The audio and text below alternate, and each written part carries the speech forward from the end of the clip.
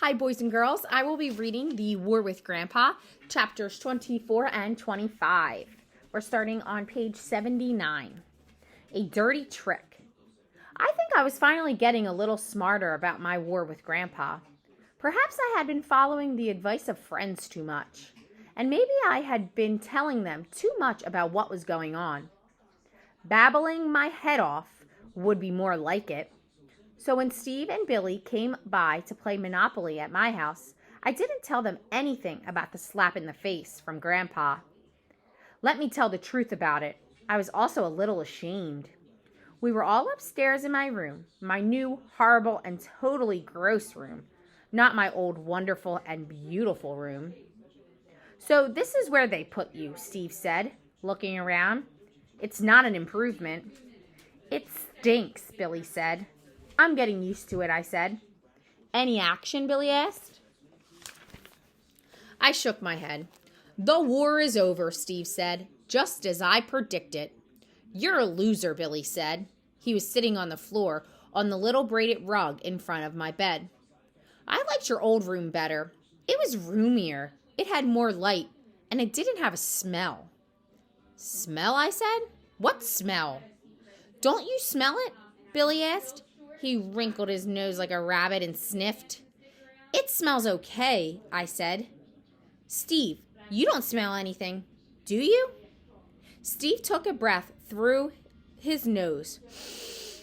Yes, he said. We waited for a moment, looking at Steve, but he didn't say anything more. Yes, you do, or yes, you don't, Billy asked. I smell something, of course, Billy said. My olfactory sense is working. Your olfactory what? Billy asked. I don't smell an olfactory. More like some kind of cheese. Olfactory, Steve said. Olfactory.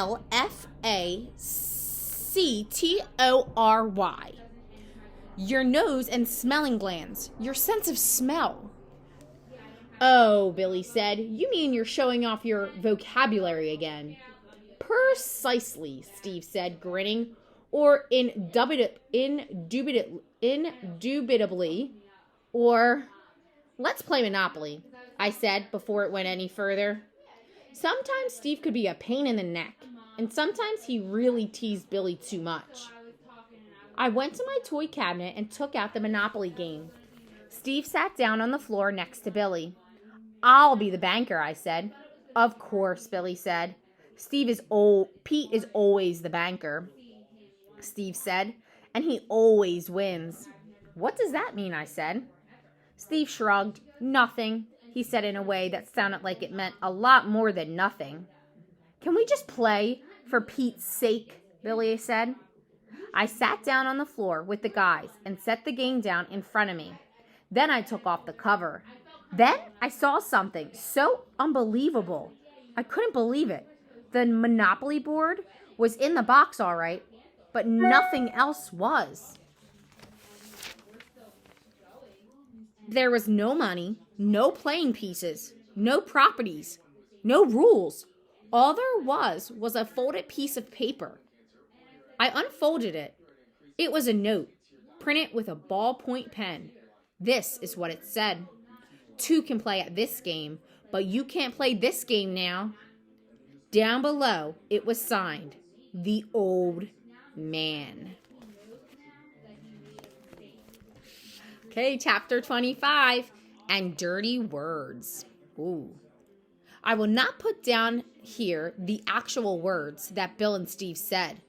I know I set out to tell this story like it happened, but I don't want to put those words down on paper, especially in a story for my teacher to read. So I will make up some words to use instead of the real ones. I can't believe this, Billy said. What a Gerbitz McPlank think to do. Actually, Steve said, it's Rarvish.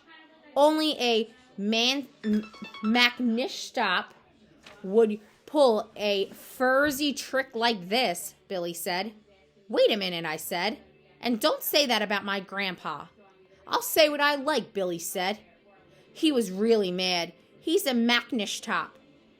How can you deny it? He is not a McNishtop. I said in a loud voice. My grandpa is a great guy. And he pulls furzy tricks, Steve said. Steve had me there. It was pretty furzy, all right.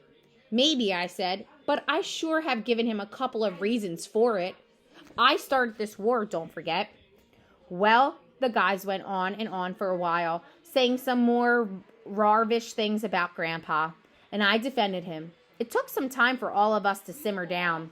Then Steve got that funny look on his face and shut up while Billy ran down at the mouth. It may be terrific, Steve said then. What's so terrific about it? Billy asked. He has risen to the bait, don't you see? Said Steve. I mean, he's in the game now. He wants to play, and that's good. We can't play Monopoly now. And you say it's good? Said Billy. You've got your grandpa involved now, Steve said, ignoring Billy. He's feeling the pressure. Now you've got to keep it up. How? I said. Attack, attack, attack, Steve said. Yeah, Billy said. Hit him again. I'm not so sure, I said. I really wasn't sure either. Burn his underwear, Billy said. What? I didn't think I heard Billy right. Sneak in, grab all his underwear, and burn it. A man can't go anywhere without his underwear. And how do you burn underwear, I asked, sarcastically. Throw it in the furnace, Billy said. Don't be stupid, I said. I wouldn't go anywhere near our furnace for anything, much less throw underwear in it. Rip it up then, Billy said. Just throw it in the trash. But do it. Not on your life, I said. You're not a secret warrior, Billy said. You're a chicken. I'm a grandson, I said. There are some things I'm not going to do, no matter how much my friends egg me on. Chicken, Billy said. It's not your war, I said. Gribbets McPlank, Billy called me, which he knows I don't like. I didn't say anything back. You've got to do something, Steve said. I will, I said. What? Steve asked. I don't know. When? Sometime, someplace, I said. Steve and Billy both laughed at me then, and in a little bit they left, both of them mad at me, and me annoyed with them. So Grandpa's first attack really worked after all. It took 3 good friends and made them varvish with each other.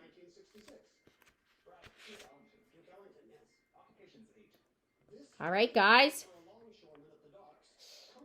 This doesn't look good. I don't know. We'll have to keep reading. But thank you guys for reading those 2 chapters with me. I will see you later.